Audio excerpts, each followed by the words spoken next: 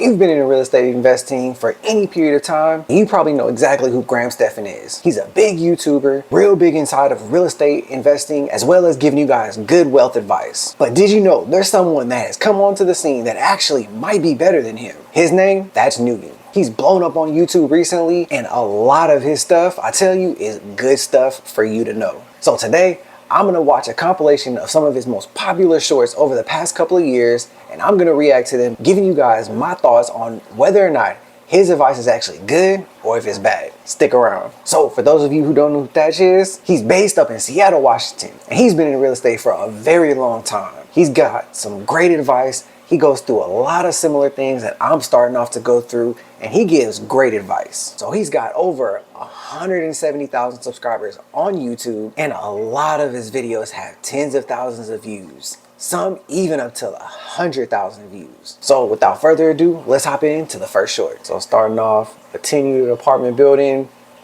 out here in South Louisiana. It would probably cash flow pretty well. Our state is a little bit behind the curve, so this might be way better than we could do out here. Here's how much this 10-unit apartment building make me every single year. So this 10-unit apartment building right here. What I'm curious is I'm curious to know, how big are these units? Are we talking 2-bedroom, 2-bath? Are we talking, 1-bedroom, 1-bath? What size are we talking? Because for $1,650 out here, for an apartment, you're looking at a 3-bedroom, 3-bath, probably around 1,600 square feet. For a home, you're looking at maybe a 3-2 at around, 1,500 square feet. And then depending on the amenities you got, you could have a pool at like your townhouse or apartment. So I wish we knew exactly what he was talking about as far as size-wise. I rent out each of the units for roughly about $1,625 a month. Times 10, that's $16,500 a month. Now the mortgage, the property tax, the insurance, the property manager, every single month, it's about $9,000 a month. So the total mortgage, property tax, insurance, it's about $9,000 a month, and the total rent is $16,500. So that means I make a total of $7,500 a month in positive cash flow. I'll have a Man, that is a nice cash flow to have, to say you own something, and I bet you he has some good equity in there for probably a couple $100,000, who knows. But to say you can cash flow $7,500 a month passively, he has a property manager, which he just said, which if y'all know me, I love property management. But to say that you have that, I mean, that's huge. A total of $90,000 a year in positive cash flow, and I got $1.5 million in equity off this one property. Here's how he's got $1.5 million in equity. Seattle might be a nice place to go. I just did a top 10 video of best places that I think are going to be amazing in 2024. Seattle didn't make the cut, but man, the way he makes it sound like that's the only place that should be good. All right, so let's take a look at this short where he talks about how much 5 townhouses makes him every year. I personally own 5 townhomes. So let's see. This is the one thing that I do appreciate that he does that Graham does not do. See, I've seen a lot of Graham's videos, and some of his videos are good, but some of his videos are kind of, some things I don't agree with. See, I like how Thach takes you through his property, shows you his own experience. It makes it more relatable, makes it feel like, you know what, I can do this. If he can do this, I can do this. To go through what Graham went through, he's super young and he's got millions of dollars. That's just not feasible for everyone. Here's how much these 5 townhouses make me every year in income. These 5 townhouses right here, I rent them off for $3,500 each. Oh my Times goodness. 5, that brings me $17,500. Wait a minute. One townhouse goes for $3,500. Okay, I own townhouses right now, and I tell you, they do not rent for $3,500. I own some. They're around the college, and they rent really solid and good. But $3,500 a month. I'm sorry, but for $3,500 a month, I need, if it's a townhouse, it has to be like a penthouse type. I mean, that's a lot of money to say you spend on rent, especially when out here our average house rent is only about $2,000. So that's crazy. $500 a month. Each of the units mortgage is $2,500 a month times 5 units. That's $12,500 a month. So the total mortgage every month is $12,500, and the total rent I get every month is $17,500. That means I make $5,000 a month in positive cash flow. So he only says his mortgage. I wonder what his other expenses are. Does he have property management here, like he said in the other one? Does he pay any utilities, or is that the tenant's responsibilities? So He only said his mortgage. I wonder if he's including, interest and taxes and things like that. That's one thing I give Graham is he loves to give you every single number possible when he's talking about something. So that's something that I can appreciate from him. Let me know what y'all think. Y'all think when you're listening to these real estate videos, do you all wish that creators and investors would take the time to really explain and dive into the numbers to help it explain better? I think so, but let me know what y'all think down in the comments. $60,000 a year in positive cash flow and $1,250,000 in equity. So I Here's how love that much. he's got tons of properties apparently that have all this equity. I mean, his kids are going to be sitting pretty whenever they decide they want to sell this and maybe or do a cash out refinance and invest in something bigger and better. I mean, having that equity is crazy. I don't think that cash flows pretty well compared to the expense. I mean, you're talking not the percentage is not amazing on that. You're spending $12,000 ish a month. You're getting $19,000. I mean, it's great. It's positive cash flow. You can't go wrong with positive cash flow, but you would almost like to see that either the rent go up or the expenses go down. But still, $7,000 a month. You can't argue with it. Here's an example of a property here that is way too nice and is also in a very expensive See neighborhood. this right here? The worst houses to buy as investment properties. This right here is a perfect short because this is going to explain to regular people. And even when I was learning, this is exactly what you want to learn. You want to learn what properties should I buy, but more importantly, what should I avoid? Because not all properties are good. Not every single thing that may be in a good area might not even be a good property. There's several factors that you have to look into when evaluating an investment property. So in order to cash flow, you usually have to put down 50% or more to cash flow in a very expensive neighborhood. Yeah, here's an that's example true. of a property here that's if you're putting down 50% just to cash flow, that property's not for you. Either the current lease doesn't have high enough rent to match the area, or if it is maxed out in rent, then there's no way that you should be spending 50% down just to make it cash flow. That makes no sense. relatively very nice deal, but it's in the area you got that's actually the price point very lower. And in this area, the rent is also very low. So in order for it to cash flow, you're gonna need probably 35% and more. The only way to get a property like that in that kind of area when you think about it, you got an area that's decent, but there's just no room for improvement. The only way for that type of property to cash flow is honestly you have to buy it really, really cheap. Foreclosure, distressed property, maybe you work with the seller to avoid a foreclosure or something, or you assume their mortgage. Otherwise, there's just no room for you. Example of a property in relatively good condition and is in an average neighborhood, but you can't add no value to this because So this is another good one. Decent condition, like he says, low price point, low rent. It's just not a lot going for it. Again, another area where the only way for you to really get something like this is you gotta buy it dirt cheap to have built-in equity, which that doesn't happen. If it does happen, it's rare. look, usually people add ADU on their land. Well, there's no more land to this property, so you can't add any more So if value. you don't know what an ADU is, it's basically another unit that you can either attach or build on the same property.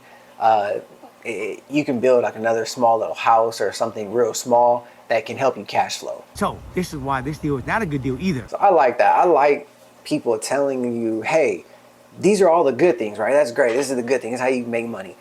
But here's what you need to avoid. It's almost like he's giving us secrets to real estate investing. I bought this house in 2002 for $131,000. I recently put $35,000 on rehabbing this property. I just sold it for $450,000. After paying all the Man, closing. that is beautiful to buy it for so cheap, put so little into it, and then turn around and sell it for a crazy amount. That's a real estate investor's dream. Cost and paying off the mortgage, I end up netting in profit $380,000.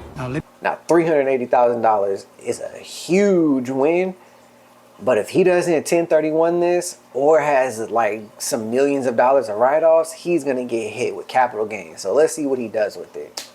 Let me show you what I did with the money and what I bought next. Because I know him, he's real smart. He does not like to waste money. He understands the game. So this is gonna be interesting to see what he does with it. Go. course, he shows off the building. $180,000. I just bought this property right here for $470,000, and I only had to put up an extra $90,000 on this property. So I'm gonna actually demo all this right here. I'm gonna put 3 homes on this lot. Genius. Primary house, then I'm gonna put an ADU, and then I'm gonna put a detached ADU on this property. So on top of $380,000 equity I got from the other house, after I finish. So he more than likely did a 1031 tax exchange, and he basically bought the land, even though there's a house on. He basically bought the land because he knows that he can take that land, demolish it, like he said, put 3 units on it. That's beautiful. I mean, this is some of the stuff that he teaches that I love, that sometimes Graham Stephan and even some others just don't teach you. It's almost like people are afraid to teach you this because they feel if they teach you this, then everyone's going to become successful. But unfortunately, not everyone listens. Building all 3 of these homes out, I'm going to get an extra $600,000 in profit from these 3 properties. When you add it all together, that's $980,000 in profit, you guys. When I bought the original house for $131,000, I put down 10% down, which is $13,000. I turned $13,000 to almost $1 million in 2 properties. That is wild. This is the power of real estate wealth, how you build generational wealth in real estate.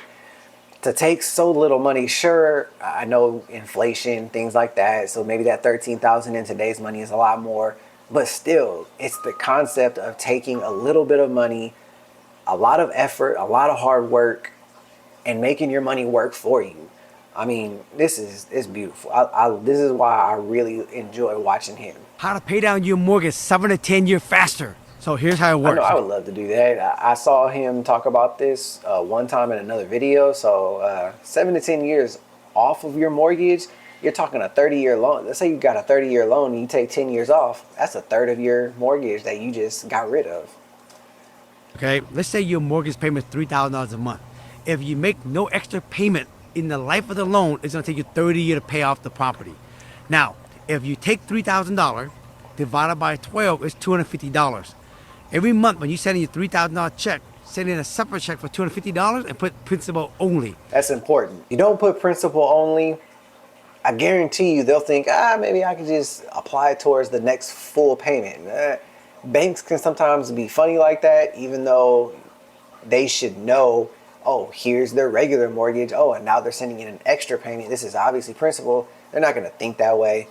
Definitely write principal only on it. But this, if you think about it, $250 a month is not a lot if you can afford a $3,000 mortgage. You send that in every single month. When you do that every single month, you will actually shorten your loan 7 to 10 years faster. So for all of you out there who are struggling maybe with this concept of having to spend an extra $250 a month, you have to ask yourself, what's your priority? What would be the purpose for doing this? Well, if you can pay your mortgage down faster, guess what? You save a lot in interest, because most mortgages out there don't have prepayment penalties. So the faster you can pay down your mortgage, the less interest overall you're going to pay, which means the less money you have to pay over the course of your life. Here's how you pay off your 30-year mortgage 14 years faster. Let's say you have another one. I wanted to watch this back to back because it's the same concept, but 14 years faster. If you got a 30-year loan, guess what? That's half. That is almost half the time it takes. That is incredible. You've essentially turned your 30-year mortgage into a 15. Don't go out and get a 15-year mortgage. If you can get a 30-year mortgage, get it. But let's say you want to pay it down faster, just plan that you're going to pay a 15-year mortgage, because if hard times hit you, you can always not pay that extra principal payment and you'll still be fine. A loan amount of $300,000. You're on a 30-year fix, 6% interest rate. Your monthly payment is about $1,800. If you actually make one extra payment every quarter of $1,800 and write on the check, principal only, top of that, you still got to make your regular payments. But if you make one extra payment every quarter, you will save a little over $176,000 with the interest. Let's break this down. $176,000 worth of interest. That is massive. If you save that much in interest, that could easily buy yourself a very nice set of rental properties. It could be a very nice fourplex, maybe some townhouses, maybe you buy a couple of single family homes, maybe you take that money and go get a foreclosed property And now you have, I mean, there's so much you could do with 176,000. So why not try and save it? And you'll pay off your mortgage basically 13-year, 8 months faster. Man, here's how you pay off your. Beautiful.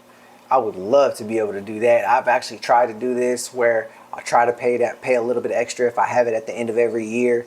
I like to save up my money a little bit. It's just how I do it. But this plan is not bad at all. When comparing Thach to Graham, there's a lot of things that, both do well. And there's some things that, I'm sure each don't do well. But it just seems that with Thach, there's a more practical side to him. There's a more, anyone can do this, but it takes work. When I watch Graham's videos, sometimes it feels almost like he's talking to millionaires. Like he's not talking to the average everyday person who doesn't have millions of dollars by the age of 30. So I feel like Thach is just a little bit more down to earth and a little bit easier to just follow and get with, I love Thach Nguyen and I do enjoy watching Graham Stephan. But to me, like I said, there's just so much that he gives you. There's a down to earth sense about him. I agree with almost everything he says. I like the way he runs his business. I like the way he approaches real estate investing. I don't think that there's much I would change about it. I think if you all are interested in really learning how to get into investing, of course, like and subscribe to this channel because I follow and do a lot of things that are very similar to Thach. No knock to Graham, but I just feel that Thach is so much more down to earth and more practical. Let me know what you all think down in the comments. Did you know that I've done some videos myself on how to invest properly into real estate? Click this video right here so you can learn how to do that.